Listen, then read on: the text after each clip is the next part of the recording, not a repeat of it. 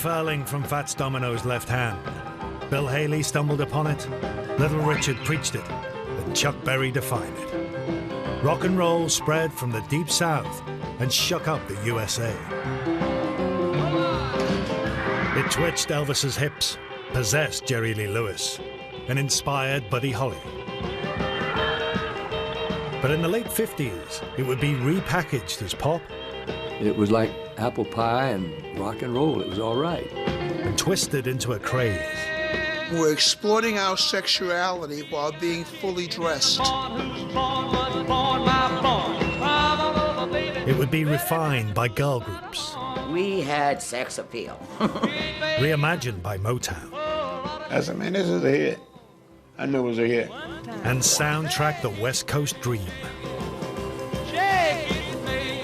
What was once crazy was getting smart and suburban. Rock and roll was spreading across America and being reshaped in the big cities of Philadelphia, New York, Detroit, and LA.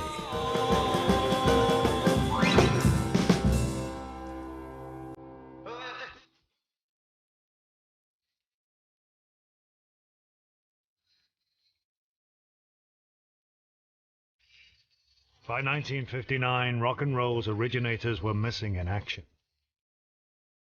Private Elvis Presley was in the army in Germany.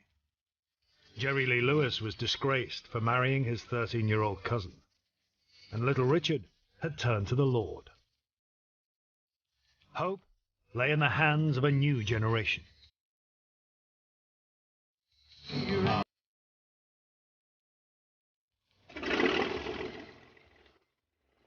On a bitter winter night, just before 1 in the morning, Buddy Holly left Mason City Airport on the next leg of the Winter Dance Party tour.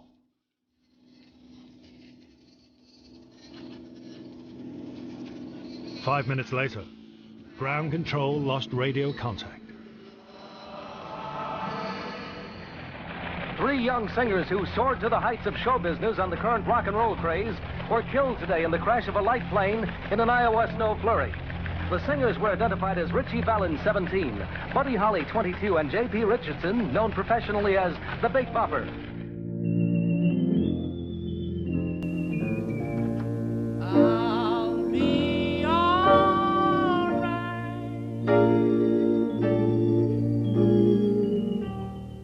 I'll be all right. Buddy Holly had set out on tour reluctantly.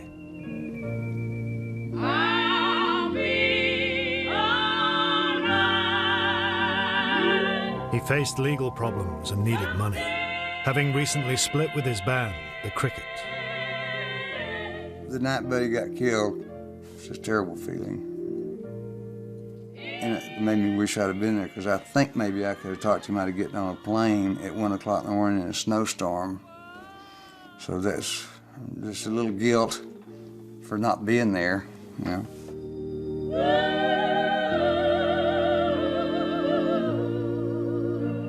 He was a good friend. He was a friend of mine. There are very few people you meet in this business that are friends, you know, that remain your friends. You don't meet many Buddy Hollies anymore. I'm one of the greatest people in the world.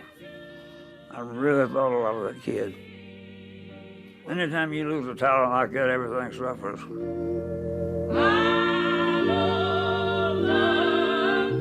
The pioneers were absent, and without them, rock and roll was set to become something very different.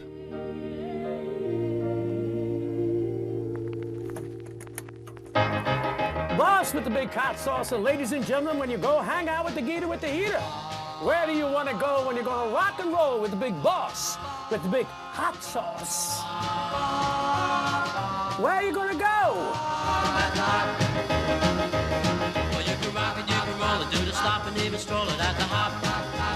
Philadelphia, the unlikely home for rock and roll's translation by television.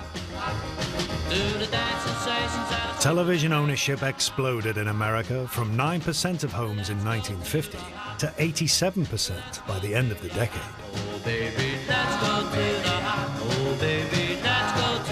In Philadelphia's newly built suburbia, teens were keen to tune in to rock and roll. But TV also had to please Mum and Dad. A local show found the winning formula. Welcome to American Bandstand. Once again, this is Dick Clark with 90 minutes of some fun and frolic we think you'll enjoy. I think parents generally saw the American Bandstand show, partly because of who hosted it, Dick Clark, as okay. He was what America was looking for to make our music acceptable, because he was acceptable.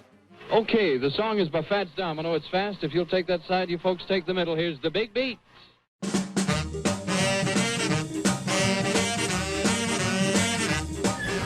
The big beat keep you rocking in your seat.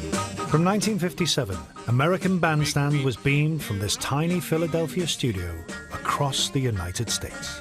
Clap your hands. From 3:30 to 5 o'clock in the afternoon, it goes nationwide from New York City to Los Angeles, California. And when Dick Clark plays a record, the whole country hears it. All right, we're ready for mic check. The kids would all line up coming home from school trying to get in there, because everybody would just have their face seen on TV. And some of those kids became famous by being dancers on the show. Come on, gang, let's swing and swing. The big beat make you act this way. But if you were the camera, you're shooting us now, and we would get this close to the cameras. You just stay still with the camera, and we would be right up against the lens. But the boys were worse than the girls, I have to say that. The girl would be like this, and as soon as he saw the red light, he got... There would be his face, the boy. Clap your head and stump your feet. The American Bandstand show, it was like holding a mirror up to the teenagers of America. They were on the show, they were the dancers, it was their music, and now they saw themselves.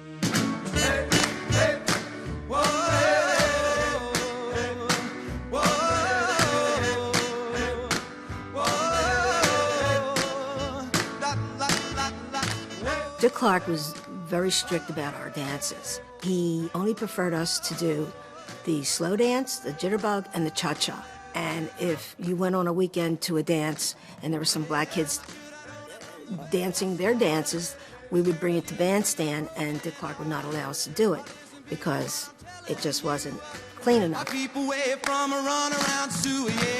There wasn't a lot of, bumping and twerking. It was kids dancing in acceptable ways. It was like apple pie and rock and roll. It was all right. They say the years 'twixt 12 and 20. Bandstand regular Pat Boone had kept parents happy with safe covers of rock and roll since the mid-50s. In 1959, he was married with 4 daughters, a 25-year-old shaking hands with Eisenhower and putting his English degree to good use. It was the #1 nonfiction bestseller for 2 years, called Twixt 12 and 20. I wrote about things that were of interest to teens, and that's why I wrote what's on the flyleaf here. I'd like to talk with you about the whole list of challenges you meet as a teenager: altered relations with parents and friends, dating, going steady, petting, earning money, planning a future, getting an education, developing spiritually. I think the better we understand what makes our wheels turn during these years, the more we can make of them and the more we can enjoy them. Now, let's look at them together.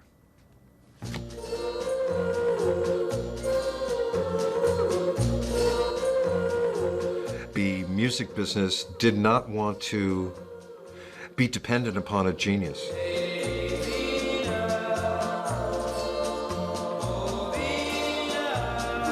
They wanted to go back to the 50s and cookie cut. If they like the way Elvis looks, we'll get a guy who looks like Elvis and we'll do an Elvis song. In Philadelphia, the original Mavericks of rock and roll were being replaced. Promoters packaged local teens as wholesome heartthrobs. The one and only Bobby Rydell. Oh, wild one, I'm gonna tame you down. Tame you down. Ah, wild one, I'll get you, yes, you everything had a kind of like a class, kind of smooth sound to it, you know, where Chuck Berry was, you know, and ours was like kind of like, if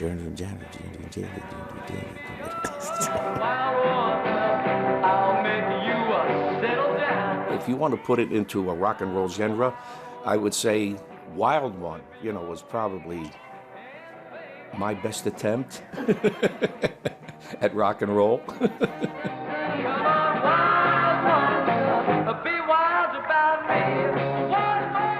It was a great record. It had a nice beat.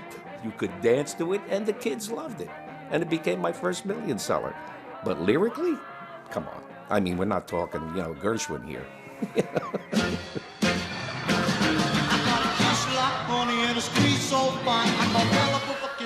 Fabian Forte was another of Philadelphia's teen idols.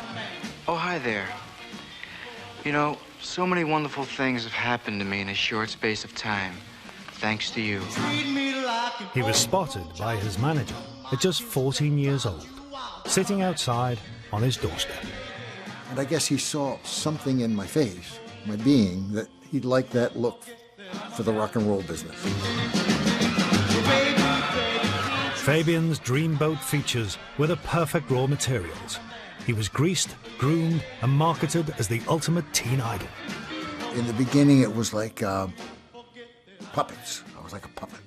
In the press, Fabian. Who is Fabian? Fabian is coming. What's a Fabian? I mean, they did a fantastic job. I was a fantasy boyfriend. And this is what that bullshit was all about. When I look into your eyes, I wanna leave. I can't conceal that you make me feel like a tiger. Ooh, like a tiger. Ooh, just to see you smile really drives me. I wanna growl. Wow. The girls screamed for Fabe, but the critics screamed at him to stop. Critics would say things like a rebel without a clue. That was my favorite one. I don't know. I've blocked a lot of it out. Some of it was really hurtful. In spite of critics, Fabian recorded 7 albums in 3 years, had 3 gold records, and found fame as a film star. But his manager's conduct led him to quit the rock and roll business. He was making advances on me, and I'd wake up in the middle of the night and he tried to be on me, so I sent him to the hospital. I went to my guardian and said, I want out. What's it going to cost? And I bought out my contract and never recorded again. Bolstered by American Bandstand, Philadelphia's cartel of local labels sold rock and roll to Middle America as pop. In 1960, emerging from the whitewash, came one black phenomenon. If you are ready, I gotta tell you about the dance sensation called... What do you want to do, Chubby? What do you say you want to do? Come on, baby. Let me see you shake your... Ooh. Take me by my little hand and go like this. Former chicken plucker Ernest Evans was rechristened Chubby Checker in tribute to Fats Domino, and he started a craze on American Bandstand. We brought something along that this type of music didn't have before, because rock and roll did not have a dance. They were swinging to Elvis, they were swinging to Chuck Berry, they were swinging to Jerry Lee and Little Richard and Fats Domino, and then the twist came along, and the kids had their own dance. I'm looking at the girl's looking at me, and we're exploiting our sexuality while being fully dressed. They wanted to be more sexy than the other one. I mean, you know, you had to really move and get down. I don't think the twist was that sexy. It was a safe sex. I mean, this and this is not this and this. How could it be sexy? You know, when you're about 5, 6, 7 feet apart, you know, this was sexy. When you hold the girl and you hold her in your arms and you dip a little bit and you kiss, you know, maybe on the neck, you know. little something in the ear. The twist was the first solo dance craze. It was catchy and clean and got adults dancing to rock and roll for the first time. The twist, when it first came out, I mean, every head state of every country was learning how to twist. You know, Saudi Arabia, Italy, it was big.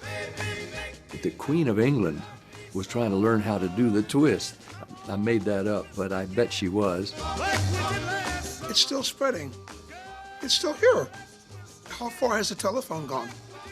How far has the electric light gone? I fall into that category.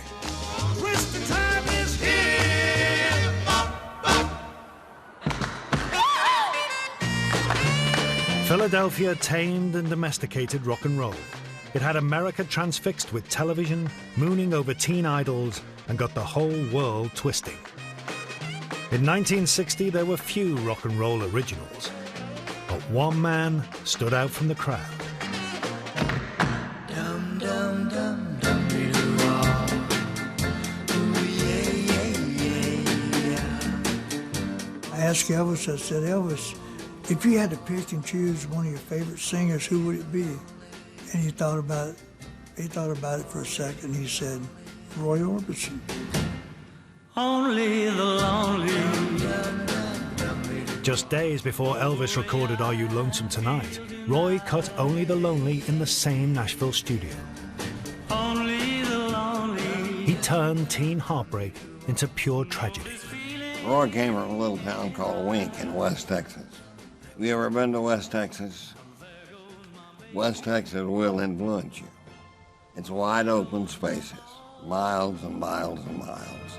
They're gone forever. Roy was physically not a movie star handsome. That was totally anti to everything that was going, the Frankie Avalons and so on, you know, Fabians, the Pretty Boys. Of course, they couldn't sing like Roy. There was more to Roy than teen angst. I was all right for a while. I could smile for a while. I had suggested changes and even made changes, some major, some minor, in every song we had done until we got to Crying. He came in and he sang Crying for me, just the guitar.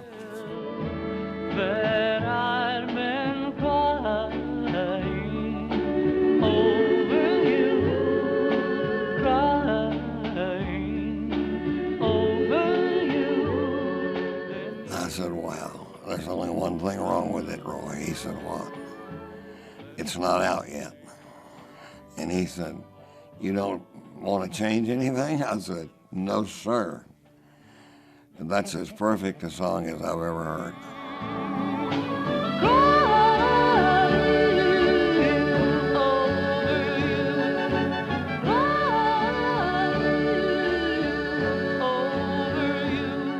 He didn't jump around and run around and do handstands and cartwheels. He just did it with that voice.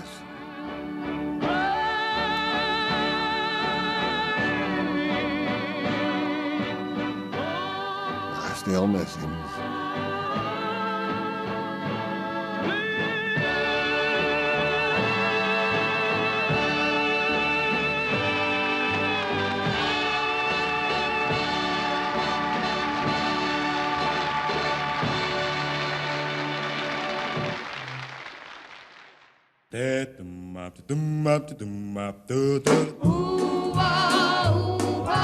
Back on the East Coast, rock and roll was also finding new voices in the Big Apple.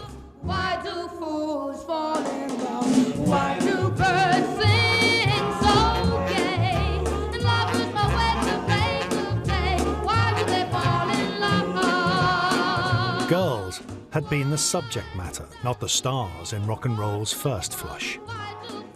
But in the late 50s, inspired by Frankie Lyman's genderless doo-wop falsetto, New York girls began forming groups of their own. Well, back then, The public schools opened up at night for the teenagers from 7 to 11. Sometimes they had dances and sometimes the boys played basketball, but there was always a group of guys that would stand off in a corner and sing. All the girls, they dress up fancy and go and just listen to them. When I started to think in terms of how I wanted to present, I was impressed with the male singers. Doo-wop harmonies prompted 13-year-old Arlene Smith to start her own group, the Chantels. The first show was right here at the Apollo. And, you know, when you're wearing all these crinolines and your little legs are hanging out, my knees started to tremble because I'm thinking in my head as I'm singing, oh, they don't like us. They're not saying anything. Nobody's doing anything. It was so quiet. And then they clapped. They were like, whoa, you know.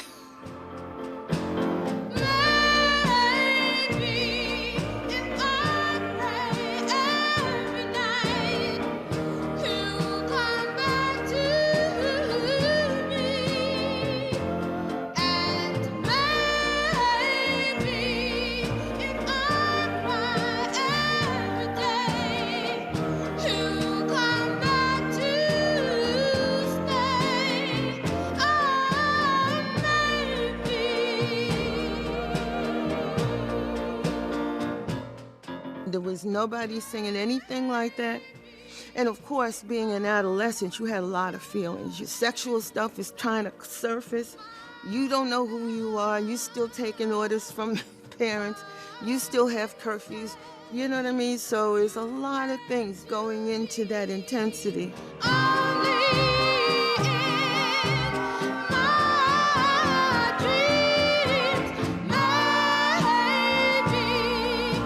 We were innovators, you know.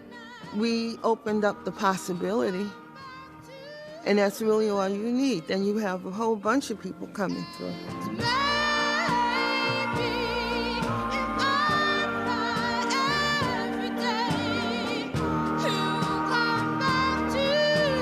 In downtown Manhattan, the Brill Building had long been home to Tin Pan Alley's music publishers and songwriters. But across the road, at 1650 Broadway, a new school of Jewish songsmiths started penning hits for black girl groups.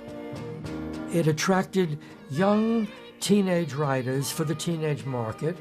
I brought my girlfriend Carole King up with Jerry Goffin, and then Barry Mann and Cynthia Weil, and Ellie Greenwich and Jeff Barry.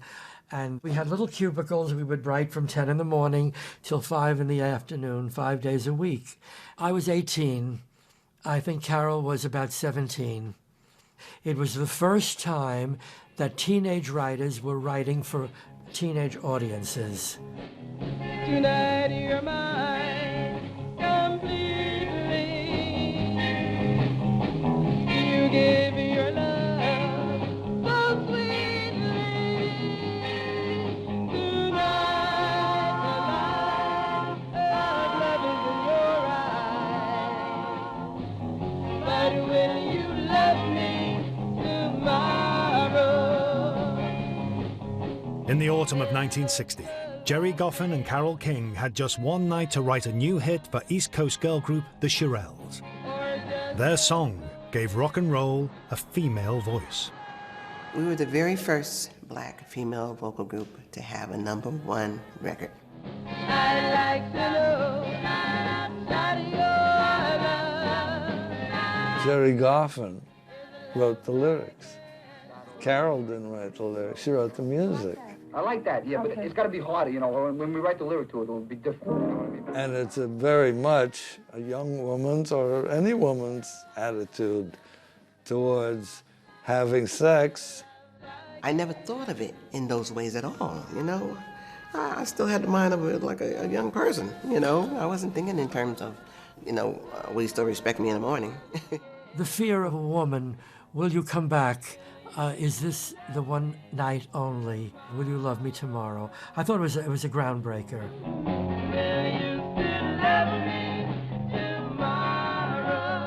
New York writers brought fresh female perspective and a new sophistication to rock and roll. In the studio, veterans Jerry Leiber and Mike Stoller, who wrote Hound Dog, also expanded the sound.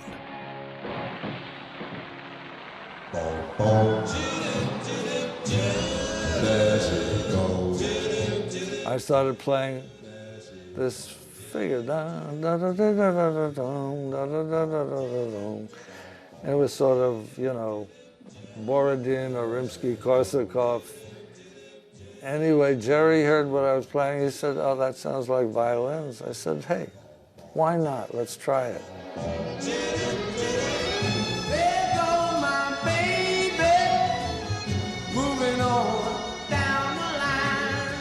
Leiber and Stoller brought orchestral innovation to a standard R&B song written by Drifters frontman Benny King. We had violins, we had timpanis, we had trumpets, we had tenor saxophones. We had the whole gamut in that one Atlantic studio. I wasn't aware of the fact that they were using instruments that had never been used on R&B songs before. Atlantic Records boss Jerry Wexler was a little skeptical about the experimentations on There Goes My Baby. Jerry was eating lunch at his desk, a tuna fish sandwich, and we played him the new record. He went ballistic. He said, "I hate this thing. Where the hell did you find this? You got kettle drums and that."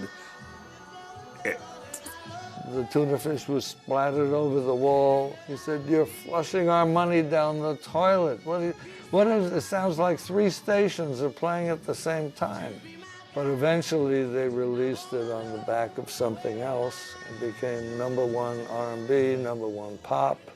Everybody then decided they're going to go strings and kettle drums and cellos and all these great instruments on their records. There is a rose in Spanish Harlem.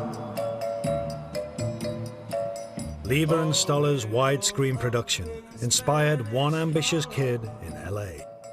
We sent him a ticket to come to New York, and he kind of lived in our office. It only comes up when the moon is on the run and all the stars are gleaming. Phil Spector co-wrote Benny King's first solo hit, Spanish Harlem, with Leiber and Stoller. It was an irresistible taste of pop production and power. How to describe him? Unpleasant, a little nasty, you know. Phil's ambition was to rule the world. Spector imagined productions of Wagnerian proportions and used girl groups as his means to an end. He would always say, "These are my records. These are not your records. You know, you're just like one of the band members, the horn player or whatever." The way he walks down the street, that's the way he shuffles his feet. I hold his head high when he goes walking by. He's my guy. He's a Rebel was a #1 hit for Spector. Although credited to the Crystals, seen lip-syncing here, the voices on the record belong to Darlene Love and the Blossoms. I knew at the time when I got ready to record that song that I was recording it for another group.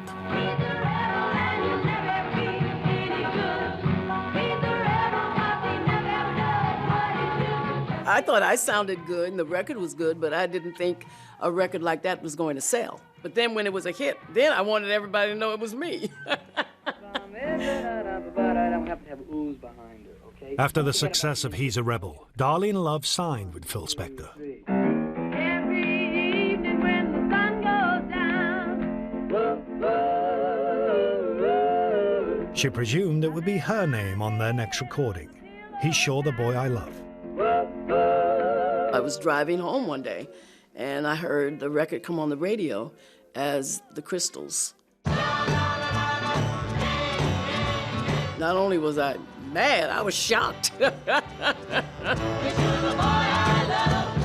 How can somebody do that to you? What I didn't realize at the time, that Phil was trying to become a star too.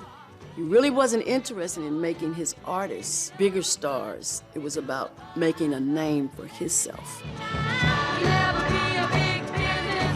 Spector called his records Symphonies for the Kids. And in 1963, he struck gold with a trio of dancing girls from New York's exclusive Peppermint Lounge. We had sex appeal, and no other girl group had the sex appeal that we had. When I saw girl groups, I didn't want to be anything like them. We went the other route. All the girls were wearing the big flare dresses, and I said, no, we gotta wear tight dresses, slits up the sides so we can turn and shake, and hair up to here and eyes out to there. The Ronettes brought that missing ingredient to Spector's Wall of Sound production. They had to fly me to California to make Be My Baby, which I thought was scary. They have a booth for me, and all these musicians, Hal Blaine, Earl Palmer, 2 drummers, all these people are playing behind me. So I get in my little booth, and boom, boom, boom, bum, boom, boom, boom, bum, da na na na na, da da na na na na, bum. The night we met, I knew bam.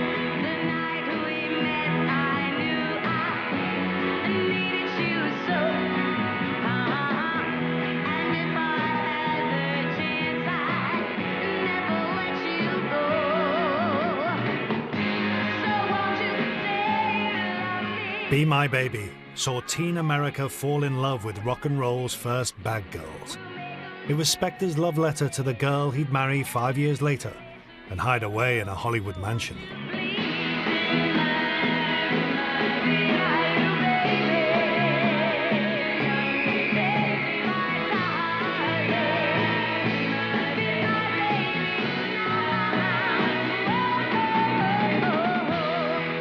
The first couple of months after I was married, he'd take me to the studio just to, pacify me.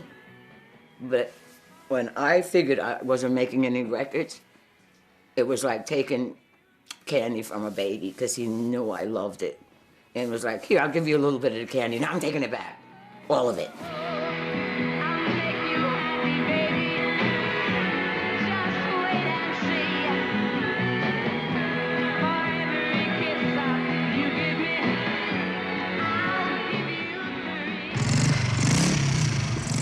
By the way, where'd you meet him?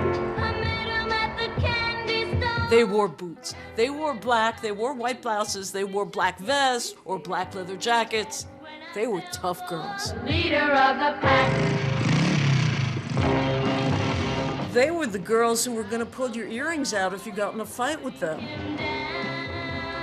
Down, down. The Shangri-Las were a rare exception to the mostly black girl groups and took the bad girl image to new heights of moody melodrama. They were vulnerable. They had that veneer of toughness with that vulnerability, pure neediness in the voice of this terrific-looking young woman.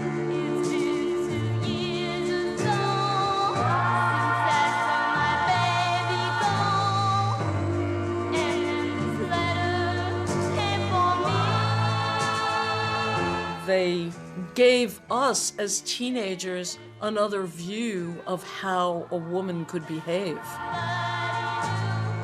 Producer Shadow Morton carefully scripted his heroine's heartache. He saw the whole thing. It was a story. It was a play. Oh no. Oh no. Oh no, no, no, no, no. Remember, walking in the sand.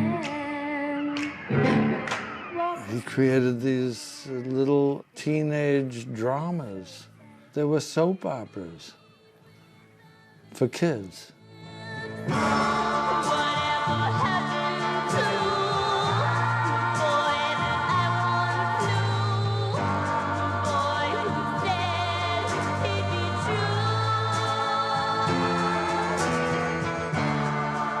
Girl groups were born on the East Coast and gave rock and roll a sassy female voice.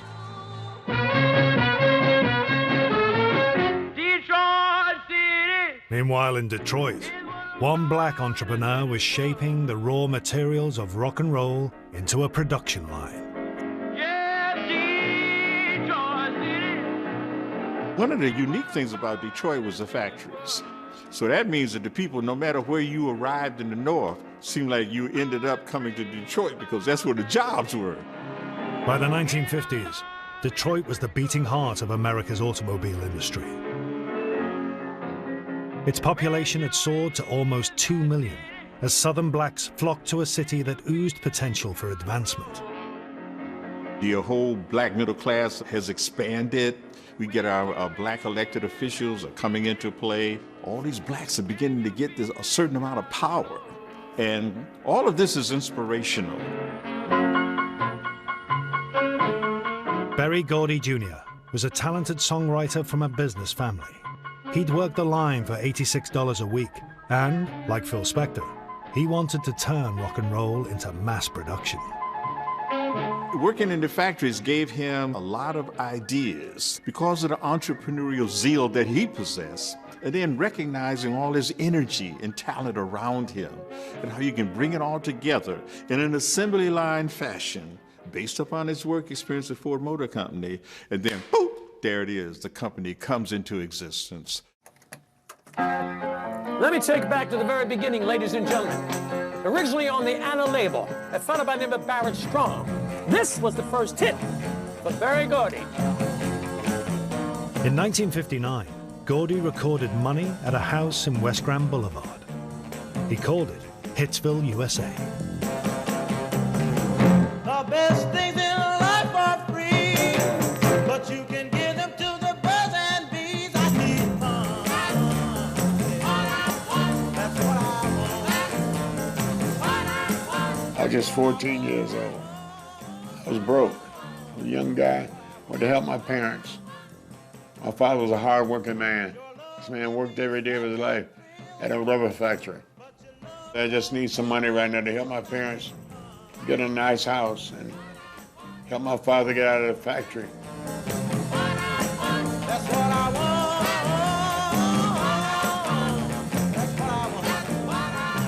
want. The rest for money came up. And Robert Beckman was the engineer. He says, Barry, come here, I want you to hear what he's doing. Sounds great. And Barry comes and says, yeah, I like that. I like that. Let's cut it. Yeah, it was great. It was rocking. I was in there. I said, man, this is a hit. I knew it was a hit. Money don't get everything, it's true. But what it don't get, I can't use. I need fun. It was his first hit in that studio. I guess he was looking for the same thing I was looking for, money. That record helped him get some money to advance himself. Gordy fueled his hit factory with R&B and took Detroit's moniker for his record label. In 1961, 5 girls from the Inkster suburb gave him his first Billboard #1.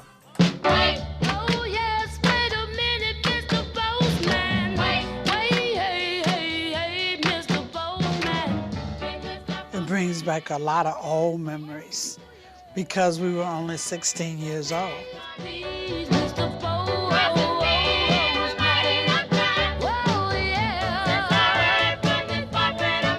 Who played the drums for us on Please, Mr. Postman? Marvin, I think. Marvin Gaye? I think so. Was that Marvin Gaye? I believe it was Marvin Gaye. I think he played the drums on Please, Mr. Postman, if I'm not mistaken.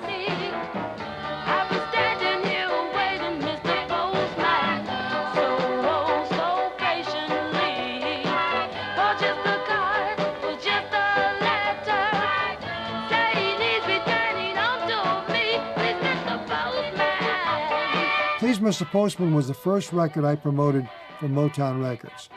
The interesting thing about that song was all the kids knew one line: deliver the letter, the sooner the better.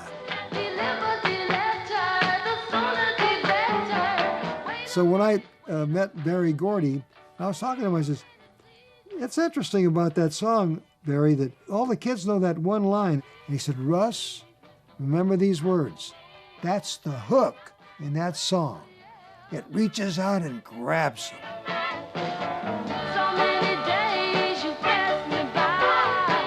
I think Please Mr. Postman set the stage. Well, Please Mr. And- Postman yeah. started it all for everybody. Yes. For the and Temptations, the that's right. Supremes, and all like that. It started the ball rolling. Please, Mr. Postman topped the charts at a time when the civil rights movement was gaining momentum in America's segregated South. But Gordy was more interested in popularity than protest.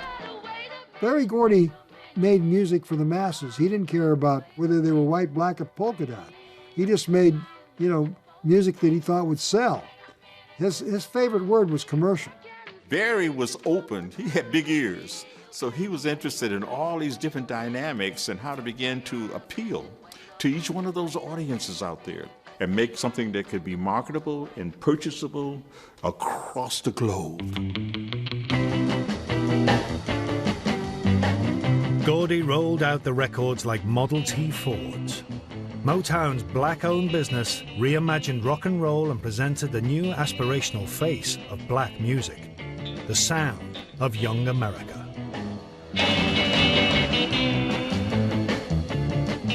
Meanwhile, on the West Coast, rock and roll was finding a place in the sun.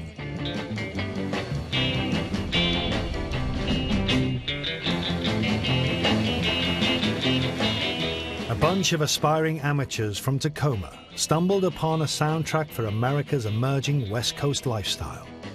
My partner and I, Bob Bogle, we bought 2 guitars in a pawn shop in 1958. He had an album called Hi-Fi in Focus by Chet Atkins, and it had a song in there called Walk, Don't Run. And he played it fingerstyle, jazzy. We couldn't do that. We just learned how to play, So we had to try to do it in our own style, which we did.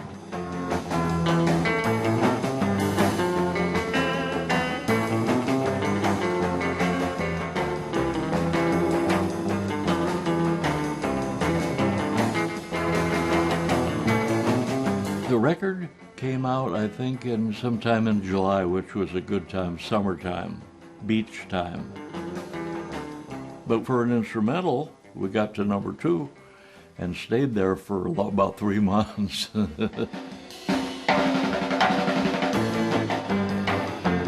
1960, the Ventures' DIY approach on Walk, Don't Run inadvertently created a new rock and roll genre. When we first started with the Walk, Don't Run, there was no such thing as surf music. The Ventures, I don't think were aware of being a surf band. They were just an instrumental band, a really good one.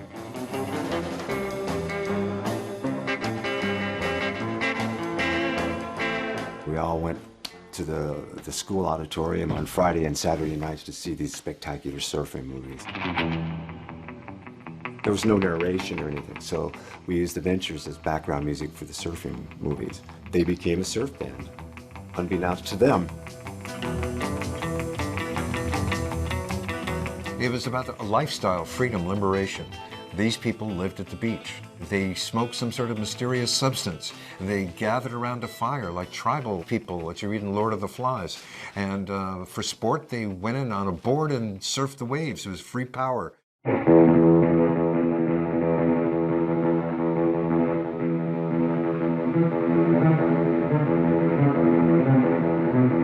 Instrumental rock and roll and California culture birthed the guitar shaman who defined the surf sound.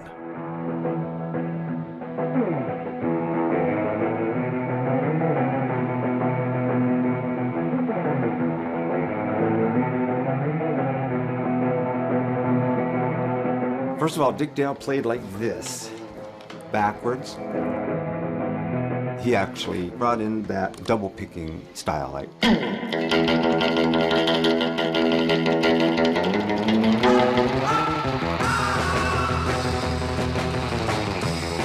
Well, the excitement of watching someone on a big wave, on a board, going through that curl, the waves breaking over his head, and he has to duck down, and oh no, he's wiped out, and he shoots out through the foam, and he's okay, and it's just exciting, you know, and there's all kinds of suspense, and the music was like going right along with it. This glistening West Coast utopia was co-opted by Hollywood, burnt onto celluloid, and projected into the minds of young America. Disneyland is just opening up. There's the wonderful world of Disney on television, and these images of California and the lovely bright sunshine are saturating TV, and surf culture was happening right under the nose of Hollywood. A Gidget is the one for me. And that movie, Gidget, really had probably more impact than anything. And that really is what brought surfing into the mainstream consciousness. This is the story of Gidget, a cuddling, befuddling teen who set out one summer morning on the beach at Malibu to find herself a man of her own, and found 7. Gidget's success spawned a wave of bubblegum beach flicks in the early 60s. What's going on with Gidget, Beach Blanket Bingo? Those films are actually quite, I guess what you'd call sort of clean teen pics. The parents aren't there, but they're not doing anything their parents wouldn't want them to do. You don't get all your kicks from surfing, do you? 2 girls for every boy. If you lived in New York and you saw those Gidget movies, you wanted to go surfing too. Life was about a surfboard, life was about a bikini, life was about doing the frug. There's no tall buildings, there's no ugliness, there's just sun. It was all going to go Southern California. Car culture ocean, good-looking women, 2 to 1, come out here, have some fun. And they came. They came by the millions and millions and millions. Surf City was the teenage American dream. And 5 beach bum school kids turned the fantasy into pristine California pop.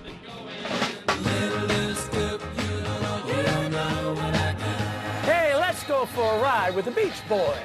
Well, I'm not bragging, babe, so don't put me down. But I've got the fastest set of wheels in. The Beach Boys sang about hot rods, girls, and surfing, and combined rock and roll rhythms with barbershop vocals.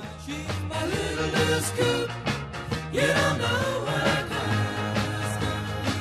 Brian took a music class in high school, and he started listening to the 4 Freshmen and doing vocal arrangements. We'll remember always graduation day. Carl and I both got guitars around the same time. I was 10 years old, Carl was around 12. Brian kind of liked the sound of those electric guitars, so we started playing with him, and he incorporated that, like surf guitar, instrumental sound in with his 4 Freshmen vocals. That was the first time, I think, those types of vocal harmonies were used in rock and roll.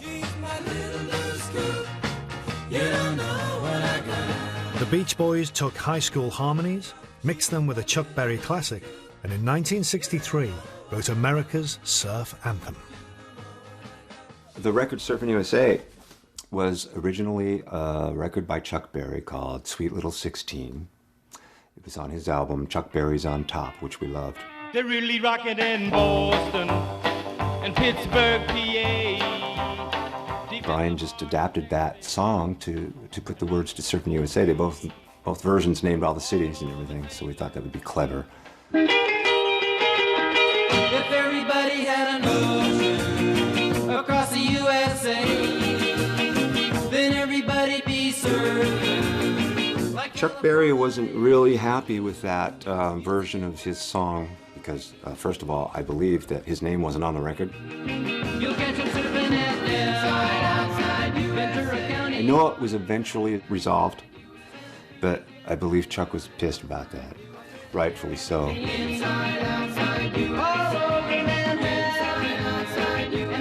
I remember sitting down next to him in a donut shop in Boston, next to the Jazz Workshop, and I introduced myself and told him who I was and everything, and he didn't look up from his donut or say a word. He just walked out. Outside, outside, you Pacific Palisades. Inside, outside, you San Onofre and Sons. Inside, outside, you Redondo Beach, LA. Inside, outside, you all over the hall. Inside, outside, you Hawaii. I think the rock and roll music from the South and the Midwest, it kind of worked its way west somehow. And when the surf-influenced bands started playing that style of music, it turned into its own genre. And I think that's where rock and roll met the West Coast. That's where it met the ocean.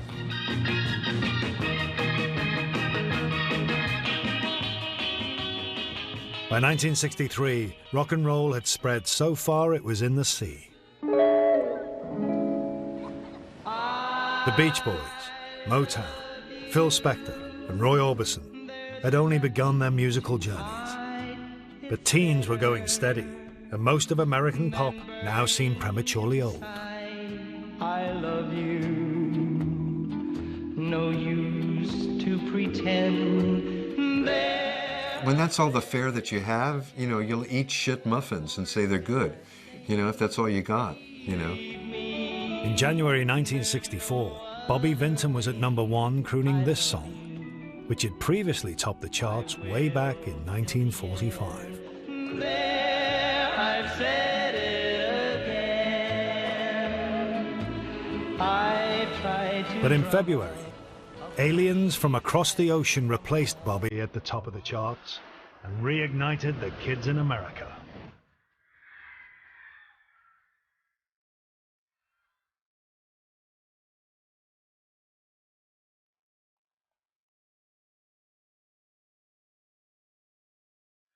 The Beatles?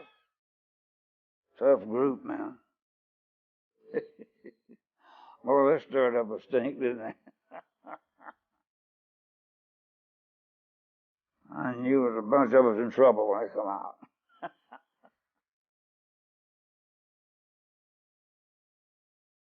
I was at a friend of mine's office. He showed me this picture of the Beatles. This is the new thing. It's coming out of London. They're going to be a smash. I said, who? The best things in life are free, but you can keep them for the best and these. Now give me money. When I heard them sing, I said, man, these guys are, you look one way and they sing another way. I said, they're great. That's what I want. Hey, oh yes, wait a minute, Mr. Postman. I can tell you what impact they had on the girls, period. Oh, the girls went crazy over the Beatles.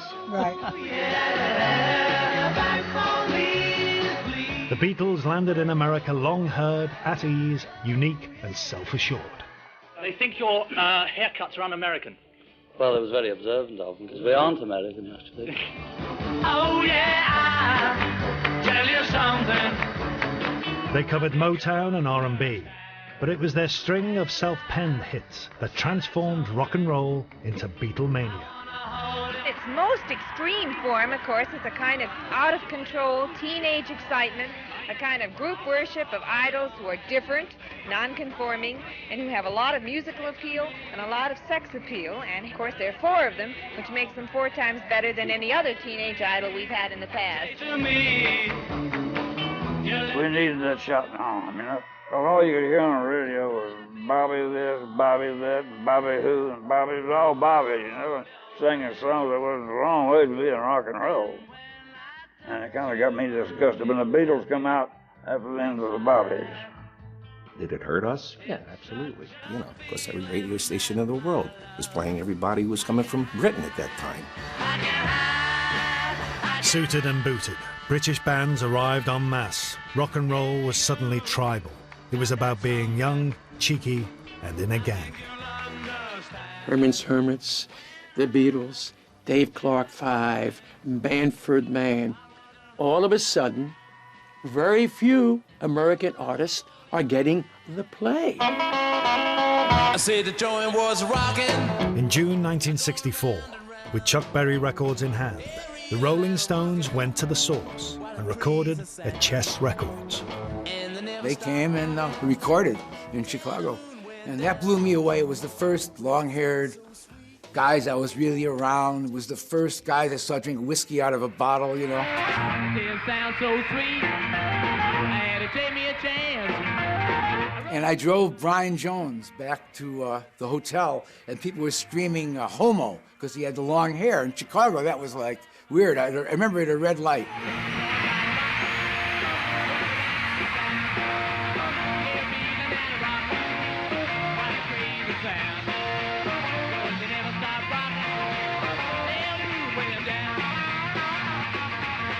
Sometimes they'd be sloppy, they'd be horrible, stoned, not showing up.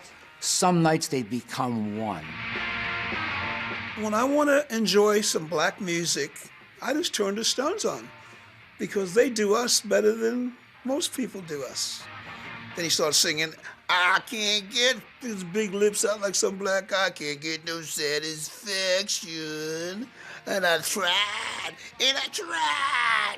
No, he's doing it as a black guy.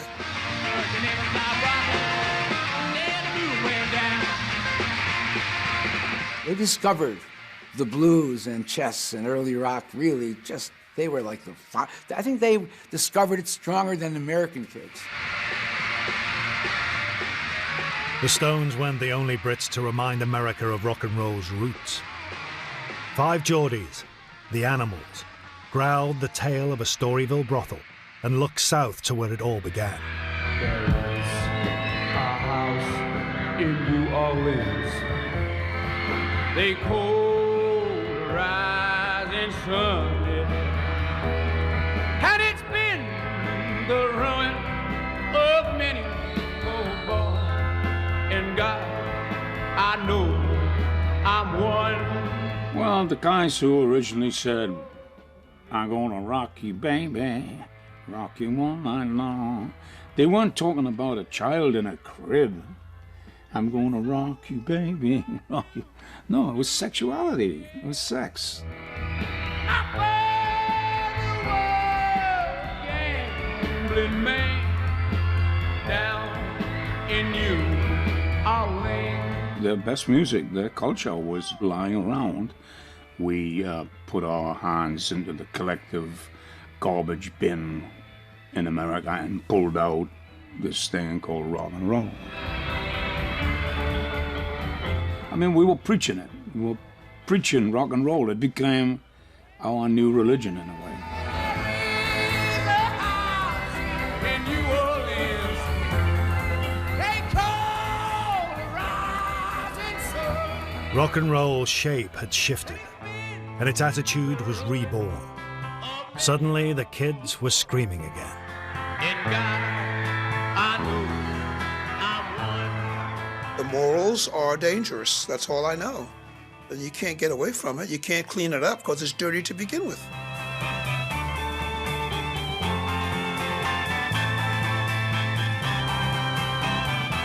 And for those who gave it life, rock and roll will never die. I think the boy days are gone, but the man is still here. And will continue to charge on. A whole lot of shaking going on. That's what you got. Yeah. Now let's go one time. Shake it, baby, shake it. Shake it, baby, shake it. Ooh, shake it, baby. Come on, baby.